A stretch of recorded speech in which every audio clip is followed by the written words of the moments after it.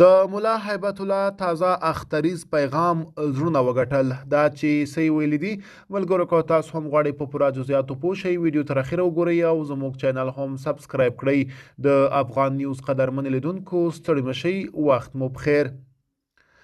د اسلامي امارت مشر مولوي هیبت الله خونزاده د کوچني اختریز په اړه خپل پیغام کې له ټولو حکومتي مسؤلانو غوښتنه کړې چې له ظلم ځانونه وساتي. د ارګ له لوري نن شنبې د وري 18 پر خپله ایکس پاڼه د اسلامي امارت مشر مولوي هیبت الله خونزاده دغه اختریز پیغام خپور کړی دی. په اختریز پیغام کې راغلی له ظلم څخه به ځان ساتئ. که له چا سره ظلم وشي نو د یوه مظلوم خیره ټول نظام لړزوي، ځکه د مظلوم د خیره او الله پاک ترمنځ حجاب نشته. په پیغام کې همداراز ویل شوي چې هر چارواکی باید ځان اصلاح کړي او د هر فرد ګناه پر ټول نظام اغیز کوي.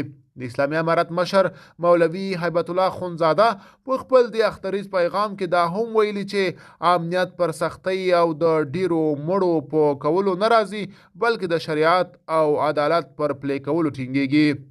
هیڅوک باید ناحق آزار نشي. که څوک بندي کیږي باید وار له مخه یې پوښتنه وشي چې چا یې بې ځایه شکایت نه وي کړی یا په لږ جرم ډیر تکلیف ورته ونه رسیږي، نو احتیاط کوئ چې څوک ناحقه در څخه آزار نشي.